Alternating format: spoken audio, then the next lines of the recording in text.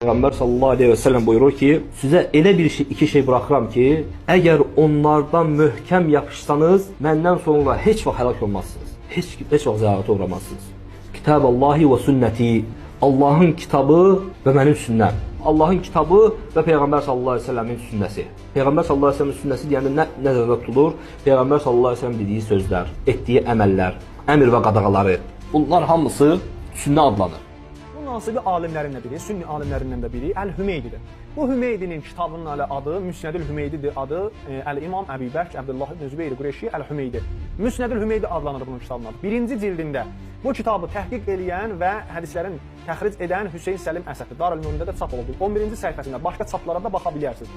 Deyir ki, və qalə fi həccətil vida. Vida həccində, yəni Peyğəmbərimizin sonuncu həccində Allahın Rəsulu belə buyurdu. Ya əyyuhən-nas, inni qəd tərəktu fikum mə inni ətəsəmtum bihi fələn təzillu əbəda. Kitab-Allahi və sünnəti. Allahın Rəsulu buyurdu ki, ey insanlar, mən sizin aranızda bir şeylər tərk edib gedirəm ki, əgər onlardan yapışsanız, heç vaxtda zəlalətə düşməzsiniz. Nədir onlar? Deyir, birincisi Allahın kitabı, Quran-Kərim və ikincisi mənim sünnətim, mənim sünnəm. Bunu bu Vahabi də gəlib elə bax bu hədislərə istinad eləyib danışırlar. Amma bu hədislər gəlin görək ki, zəifdir, yoxsa səhihdir.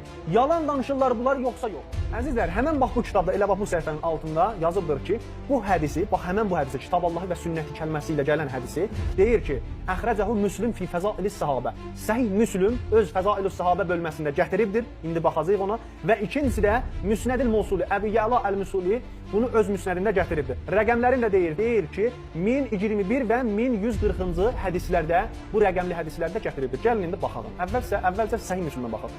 Səhih Müslümdə Darü-Tibə tərəfindən çap olunur. 1130-cu səhifəsində 44-cü kitab Fəzailus Sahabə. Bu bölmədə 2408-ci hədisdə bu hədislər gətirir həmən sözü. Yəni Peyğəmbərimiz həmən hədisi buyurur, səqələyn hədisi. Və ənə tarikun fikum səqələyn. Mən iki dənə şey, ağır, dəyərli şey sizin aranızda tərk edib gedirəm. Əvvəl olma Kitabullah. Onun birincisi Allahın kitabı Quran-Kərimdir. İkincisi nədir? İkincisi deyir ki, və əhlu beyti. Mənim əhli beytim. 3 dəfə deyir ki, və uzəkkirukumullahu fi əhli beyt. Çalışırlar ki, bir yalan toxusunlar və əhl-i beytin adını batırsınlar. Axı orada adres verir, deyir ki, Səhih Müslümdə bu hədisi gətiribdir. Hanı bəs? Niyə yalan danışırlar bunlar? Bunların düşmənçiliyi əhl-i beyt ilədir. Bunlar zahirdə deyir ki, biz əhl-i beyti sevirik. Bunlar batinləri şeytandır. Bunlar ancaq istəyirlər ki, əhl-i beytin adını batıralar. Gedək indi Müsnəd Əbi Yəla Əl-Müsuliyə görək ki, yenə də Quran adres veribdir. Həmən rəqəmli hədisləri biz gedib oxuyuruq. Müsnəd Əbi Yəla Əl-Müsuliyə gedirik. 297-ci səhifədə 1021-ci rəqəmli hədisə. Həmən orada adres verdiyi. Burada Peyğəmbərimiz buyurur ki, və inni tarikun fikum muhtəqələn kitabullahi həblun məmdud mə beynəs səməyi vəl ərz və itrəfi əhl-i beyt. Yenə də Həzrət Peyğəmbərimiz burada deyir, mən sizin aranızda iki dəyərli şey buraxıb gedirəm. Birincisi Allahın kitabı, ikincisi itrətin əhl-i beytin. Gəlin o biri rəqəmliyə baxaq. 1140-cı rəqəmli hədisə də baxırıq. Burada yenə də elə 376-cı səhifədədir bu da.